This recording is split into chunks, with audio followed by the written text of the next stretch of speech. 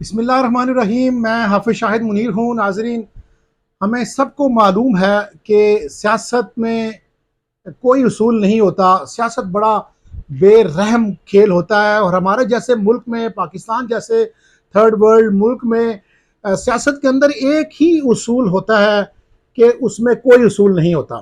ہر بندہ اپنے بینیفٹس کے پیچھے بھاگتا ہے اور اسی کے پیچھے وہ رہتا ہے۔ ہمارے ہاں ملک میں اب جو اس وقت رواج چل پڑا ہے، جو ہم آئے روز پریس کانفرنس دیکھتے ہیں، تو ہر روز کوئی نہ کوئی پریس کانفرنس کرنے کو تیار ہوتا ہے۔ مجھے وہ مراسی کی وہ بات یاد آ گئی کہ مراسی کی بیٹی گھر سے بھاگنے والی تھی، اس کو دوست بڑا تنگ کر رہا تھا، چلو بھاگ کر شادی کرتے ہیں اور گھر سے بھاگ چلتے ہیں۔ تو اس نے اپنے گھر میں بتا دیا کہ ابا جی میری ایک بات آپ یاد رکھیں کہ ہمارے گھر سے نا ایک بندہ کم ہو جانا ہے۔ اس نے پنجابی میں کہا کہ ابا جی آج ساڈے گھروں ایک جی گھٹ جانا ہے۔ وہ شام کو بچی گھر سے بھاگ گئی۔ اس کے گھر میں جب لوگ افسوس کرنے آئے، لوگوں نے کہا یار بڑا برا ہوا ہے تمہارے ساتھ، تمہاری بیٹی بھاگ گئی ہے، اور بیٹی جب بھاگ جاتی ہے تو عزت ختم ہو جاتی ہے۔ تو وہ مراسی نے پاکستانی سیاستدانوں کی طرف بڑا تاریخی جواب دیا۔ اس نے کہا کہ ایک بات آپ یاد رکھیں، میری بیٹی اگرچہ گھر سے بھاگ گئی ہے لیکن وہ تھی ولی اللہ۔ اس کو پہلے پتا تھا کہ اس گھر سے ایک بندہ کم ہو جانا ہے۔ یہی ہو رہا ہے ہمارے پاکستان کے اندر کہ روز کوئی نہ کوئی جی ہمارا کم ہو رہا ہے۔ وہ جو حقیقی آزادی لے کے چلے تھے، وہ جنہوں نے اس نوجوان نسل کو بہکایا تھا، میں حیران ہوتا ہوں وہ کون سی آزادی تھی؟ آپ کون سا انقلاب فرانس لا رہے تھے؟ آپ شام میں رہ رہے تھے، آپ عراق میں رہ رہے تھے، جہاں پر آپ نے کوئی آزادی حاصل کرنی تھی۔ یہ ایک سیاست تھی، سیاست کے نام پر آپ کو ورگلایا گیا اور آپ اپنے ہی ملک کے دشمن بن گئے۔ ہم بی اے میں ہم نے کہانی پڑھی، ایک سٹوری پڑھی، نیو کانسٹیٹیوشن جو سعادت حسن منٹو نے لکھی، جس میں اس نے لکھا ہماری قوم کے ساتھ وہی ہوا۔ ایک منگو ٹانگے والے کو بتایا گیا کہ فلاں ڈیٹ کو اس ملک میں نیا قانون آ جائے گا، ہم آزاد ہو جائیں گے، گورے سارے جو ہیں وہ اس ملک سے چلے جائیں گے، قانون کے مطابق، کانسٹیٹیوشن کے مطابق ہم بالا تر ہو جائیں گے، پھر سب برابر ہو جائیں گے۔ مطلب یہ ہوا کہ کسی کے ساتھ کوئی زیادتی نہیں ہوگی۔ تو اس نے ایک ٹانگے والے کو مکہ مار ڈالا۔ پھر کیا ہوا یہ آپ اس کہانی کو پڑھیے گا، آپ کو سمجھ آ جائے گی۔ پھر اگر سمجھ نہ آئے تو پھر دیکھ لیجئے کہ 9 مئی کو جو آپ نے مکے مارے ہیں، شہیدوں کی تصویروں کو جو مکے مارے ہیں، آپ نے کرنل شیر خان کے مجسمے کو جو مکے مارے ہیں، آپ نے میاں والی کے اندر کھڑے طیارے کو جو مکے مارے ہیں، آپ نے سرگودا ایئر بیس کی جو دیوار کو مکے مارے ہیں، اور آپ نے جو مکے مارے ہیں جی ایچ کیو کو مارے ہیں، پھر آپ نے وہی مکے کور کمانڈر ہاؤس کو بھی مارے ہیں۔ پھر آپ کو پتہ چل جائے گا کہ وہ نیو کانسٹیٹیوشن کہانی کے اندر ڈراپ نہیں کیا ہوا۔ اگر نہیں سمجھ آیا تو آج آپ کو یہ سمجھ لینا چاہیے کہ آپ کے ساتھ ایک کھیل کھیلا گیا، نوجوان نسل کو ورگلایا گیا، اپنے ہی ملک کے لوگوں کے خلاف نفرت بھڑکائی گئی۔ یاد رکھیں دنیا کے اندر کسی ملک کو اگر شکست دینی ہو تو ایک ہی فارمولہ ہے کہ آپ اس کی ملک کی فوج کو کمزور کر دیں، آپ اس ملک کے فوج پر چڑھ دوڑیں، آپ اس ملک کے فوج کے خلاف بولنا شروع کر دیں، کیونکہ فوج اور عوام ایک سچی محبت کے تحت کھڑے ہوتے ہیں۔ جب اس کی عوام جو اس کی طاقت ہوتی ہے وہی چڑھ دوڑے تو پھر وہ ملک نہیں بچتا۔ اور یہی وہ سازش ہوئی۔ ہم نے بہت سارے آڈیو پیغام سنے، کوئی کہہ رہا آپ کو جو بتایا گیا تھا نا وہاں پر پہنچے، جی ایچ کیو میں پہنچے۔ کیا تھا بھائی آپ کا جی ایچ کیو میں؟ آپ کی سیاسی لڑائی تھی، آپ کے خلاف تحریک عدم اعتماد آئی تھی، قانون کے مطابق آئی تھی، قانون کے مطابق آپ بھی فیس کرتے۔ آپ اس نسل کو، پاکستانی قوم کو کے ساتھ یہ دھوکہ ہوا۔ اگر سیاست عمران خان صاحب اس ملک کے لیے، لوگوں کے لیے کرتے تو پھر دونوں صوبے میں ان کی حکومت ہوتی۔ وہ اس لیے باہر نکل گئے کہ وہ وفاق سے نکل گئے۔ انہوں نے کہا جب میں نہیں ہوں تو پھر کچھ نہیں ہوگا۔ آج اگر پنجاب میں پرویز الہی وزیر اعلیٰ بیٹھا ہوتے تو آج جو گجرانوالہ میں ان کے ساتھ ہوا، ان کو رات کو سول لائن تھانے کی حوالات میں رکھا گیا جہاں پر ان کو واش روم کی بھی سہولت نہیں تھی، ادویات نہیں دی گئی، وہ آج پنجاب کے وزیر اعلیٰ ہوتے، لوگوں کی خدمت کر رہے ہوتے۔ کے پی میں یہ حالات نہ ہوتے، کے پی میں لوگوں کی خدمت ہو رہی ہوتی۔ ایک پریس کانفرنس ہوئی جس میں پاکستان تحریک انصاف کے 4 بڑے رہنما چھوڑ کر چلے گئے، پاکستان تحریک انصاف کو چھوڑ کے چلے گئے۔ جب وہ پریس کانفرنس ختم ہوئی، میں پریس کانفرنس کی بات کرتا ہوں تو میں نے اپنے جتنے بھی جرنلسٹ دوست تھے تو میں نے ان کو ایک شعر سنایا، میں چاہتا ہوں آپ بھی سنیں. کہتے کتنا مشکل ہوتا ہے جذبوں کی تجارت کرنا. اس قوم کے جذبوں کی تجارت ہوئی ہے، اس قوم کے بچوں کو ورگلایا گیا ہے. یہ بچے ہمارے شہری ہیں، ہمارے بھائی ہیں، ہمارے بیٹے ہیں. وہ کافی دنوں سے یہ تنقید کر رہے تھے کہ ایسا ہو ہی نہیں سکتا کہ لوگ خان کو چھوڑ کر چلے جائیں. ایسا جب عثمان بزدار چھوڑ گیا تو کیا بچتا ہے پیچھے. کتنا مشکل ہے جذبوں کی تجارت کرنا اور ایک ہی شخص سے 2 بار محبت کرنا. آپ نے ان لوگوں سے پہلے آپ نے 2018 میں جتایا، اب آپ دوبارہ ان کو جتانے جا رہے تھے. 9 مئی سے پہلے ہم دیکھتے تھے کہ کچھ بھی نہیں بچنا، صرف پاکستان تحریک انصاف اقتدار میں ہوگی، اور ہمارا نوجوان یہ سمجھتا تھا کہ اب آزادی آنے والی ہے. ہماری بیٹیاں، ہماری بہنیں، ان کو اس قدر ورگلایا گیا کہ ان کے اربوں روپے، کروڑوں روپے کے بزنس ہیں، وہ بھی حقیقی آزادی لینے چل پڑے. آج اس قوم کو اس ماننا پڑے گا، سبق لینا پڑے گا کہ آپ طاقت کے زور پر، سیاست مذاکرات کا نام ہے، سیاست ٹیبل کا کام ہے. سیاست میں آپ کسی کو چور ڈاکو کہہ کر اپنا ایجنڈا نہیں بنا سکتے. اب کیا بنے گا؟ اب کیوں خان صاحب نے کہہ دیا آئے ہم مذاکرات کریں اور میری، اب تو کوئی مانے گا ہی نہیں آپ کو.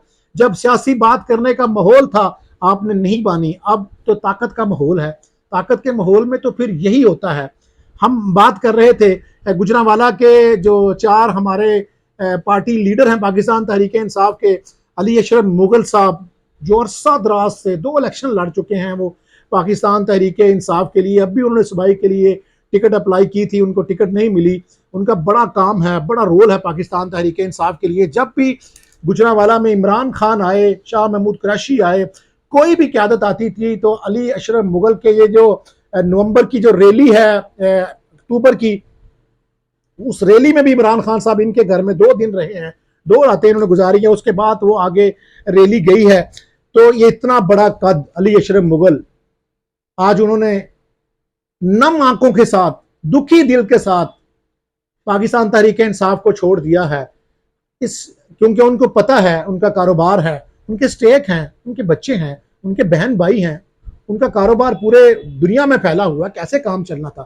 صدیق مہر جیسا کمیٹڈ آدمی جس نے 88,000 ووٹ لیے، جس کے ساتھ اس کی اپنی برادری تھی، پاکستان تحریک انصاف کے کارکن تھے، ہر بڑا سیاستدان ان کے گھر میں آتا تھا، آج وہ بھی پاکستان تحریک انصاف کو چھوڑ گئے. سرفراز مہر جو سابق الیکشن میں ٹکٹ ہولڈر تھے پاکستان تحریک انصاف کے، وہ چھوڑ گئے. حق نواز چیمہ چھوڑ گیا. آج تحریک انصاف کے 2 اور بھی لوگ تھے، ہم کسی کا نام اس لیے لیں گے، لوگوں کی مجبوریاں ہیں، وہ آئے نہیں. لیکن اب یہ ہفتہ ہے پریس کانفرنس کا. گجرانوالہ میں پاکستان تحریک انصاف کے بہت کم لوگ بچیں گے. ہمیں جو اطلاعات ملی تھی کہ ہم 6 ماہ جیل رہ جائیں گے، تو یہ ساری باتیں تب تک رہنی ہے جب تک آپ نے پکڑا نہیں جانا. آپ کا کچھ سٹیک نہیں ہے. اگر آپ کا اس ملک میں سٹیک ہے، آپ نے اس ملک میں رہنا ہے، آپ کی فیملی ہے، آپ کے گھر ہے، تو آپ نے پریس کانفرنس آپ کو کرنی پڑے گی اب.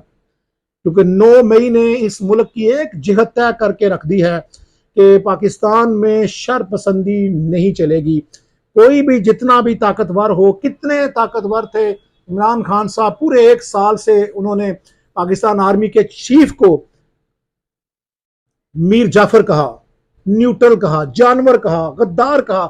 آخری پریس کانفرنس میں انہوں نے نیب کو کہا تم بغیرت ہو، تمہارے ہینڈلر بھی بغیرت ہیں.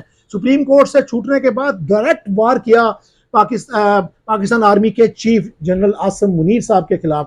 اور ابھی 2 روز پہلے ایک نئی ویڈیو جس میں انہوں نے آرمی چیف کے والد صاحب جو اس دنیا سے جا چکے ہیں، ہم نے قدریں چھوڑ دی. ہم آج بھی اس قدر غصے میں ہیں، نظر نہیں آتا شاید خان صاحب کو کہ آگے کیا ہونے والا ہے. ان کے پاس جو منہ میں آتا ہے وہ آج بھی اسی ہوا کے گھوڑے میں بیٹھے ہوئے ہیں. لیکن اس ملک کا ماحول بدل چکا ہے. ہمارے جو بچے آج بھی بھٹکے ہوئے ہیں، ان کو والدین کو ان کو دیکھنا چاہیے، بچوں کو بھی دیکھنا چاہیے. اب یاد رکھیں کہ اس ملک میں اب جو 400 سے زائد بھی لاگر ہیں جو پاکستان آرمی کے خلاف روز کتے کی طرح بھونکتے ہیں. بڑا تیز لفظ میں بول رہا ہوں، چونکہ اگر آپ پاکستان آرمی کو نہیں چھوڑیں گے تو پھر بچے گا کیا؟ پھر تو یہ ملک انڈیا کا ہے، پھر تو افغانستان آ کے بیٹھ جائے گا، پھر تو آپ کا ملک ہی نہیں بچتا. اتنے لوگوں نے اس ملک کے لیے جانیں دیں، 4 جنگیں لڑی اس قوم کے لیے. آپ ان شہیدوں کو جوتے مار رہے ہیں، آپ ان شہیدوں کے مجسمے توڑ رہے ہیں. یہ ملک اس لیے بنا تھا. یہی وہ وجہ ہے کہ آج پاکستان تحریک انصاف کے اندر بیٹھے ہوئے لوگ، ان کی آپ مجبوری کہہ لیں یا آپ حالات دیکھ لیں کہ وہ آتے ہیں اور بولتے ہیں. کیا بولا آج پاکستان تحریک انصاف کے رہنماؤں نے؟ آپ سن لیجئے کہ علی اشرف صاحب نے اکیلے ہی آئے، انہوں نے بولا اور وہ بول کر چلے گئے. وہ کہتے ہیں نا کہ سیاست رشوت جو ہے نا وہ لینا حرام ہے اور دینے والے کی 100 مجبوریاں ہو سکتی ہیں. آپ پارٹی چھوڑنا تو حرام ہے لیکن پریس کانفرنس کرنے والے کی تو 100 مجبوریاں ہو سکتی ہیں. انہوں نے آج پریس کانفرنس کی، سوالوں کے جواب بھی دیے. علی اشرف مغل صاحب نے کیا کہا آپ سن لیں. پہلے ہم سمجھتے ہیں کہ 9 مئی کا جو واقعہ ہوا اس سے پوری دنیا میں پاکستان کا تشخص بری طرح متاثر ہوا، اور ثانیہ 9 مئی کا واقعہ ہے کہ جتنی بھی مذمت کی جائے وہ کم ہے، اور جو لوگ بھی ملوث ہیں ان کو قرار واقع سزا ملنی چاہیے. ہم اپنی افواج کے ساتھ شانہ بشانہ کھڑے ہیں، اور ہمارے شہداء کی جس طرح تذلیل کی گئی وہ ناقابل برداشت ہے. موجودہ حالات کو دیکھ کر ایسی سیاست کا مزید حصہ نہیں بنا جا سکتا، اور ہم سمجھتے ہیں کہ اس بات کی وجہ سے پاکستان تحریک انصاف سے لا تعلقی کا اظہار کر رہے ہیں، اور جو پاکستان کی ادارے ہیں ان کے ساتھ مکمل اظہار یکجہتی. اور میں سمجھتا ہوں کہ جو بھی سارے دوست اس میں ملوث ہیں، جو ہمارے کارکنان اور جو ہوئے ہیں، ان کا انشاءاللہ تعالیٰ بھرپور ہم دفاع بھی کریں گے، اور جتنے بھی لوگ ایسے لوگ جو جیلوں میں ہیں اس وجہ سے، اور انشاءاللہ تعالیٰ ان کا فوری طور پہ ہم ان کو ورکرز کو، جتنے بھی پاکستان تحریک انصاف کے ورکرز اور ہمارے گروپ کے لوگ تھے بے گناہ جیلوں میں ہیں، ان کو انشاءاللہ تعالیٰ ہم ریلیف دلوائیں گے.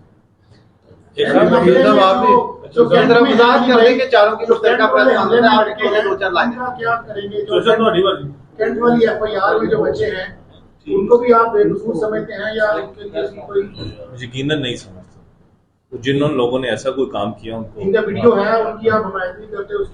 جو لوگ بے گناہ ہیں، جو چندہ قلعہ پہ تھے یا باقی مقامات پہ تھے، ان کو یقینی طور پر سب سے پہلی بات یہ ہے کہ ہم بھرپور سیاست کریں گے اور پازیٹیو پالیٹکس کریں گے. اس کا فیصلہ ان ساری باتوں کا کہ نیکسٹ آئندہ لائحہ کیا ہوگا وہ انشاءاللہ دوستوں کے مشورے کے ساتھ، حلقے کے لوگوں کے ساتھ، اور اپنے چیئرمینز، ایم پی ایز اور تمام دوستوں کے مشورے سے انشاءاللہ اگلا لائحہ کا اعلان کیا جائے گا. لیکن ہم جو ہے کل آپ کو اپنے ویلاگ میں بتائیں گے کہ گجرانوالہ کینٹ کے حملے کے اندر کون کون ملوث ہے. ہمارے پاس ان 400 سے زائد لوگوں کی لسٹیں، تصویریں آ چکی ہیں جن کو کینٹ کے حملے میں کسی صورت معافی نہیں ملنی. کل ہم بتائیں گے کہ اس میں کون کون سے بڑے نام ہیں، 50-100 کے قریب نام لینے کی کوشش کریں گے. باقی ہم اپنی سکرین پہ وہ آپ کو مناظر دکھا دیں گے کہ کون کون سے لوگ ہیں جن کے خلاف ملٹری ایکٹ کے تحت کارروائی ہونے جا رہی ہے. تب پر ہمیں اجازت دیجیے. اللہ حافظ.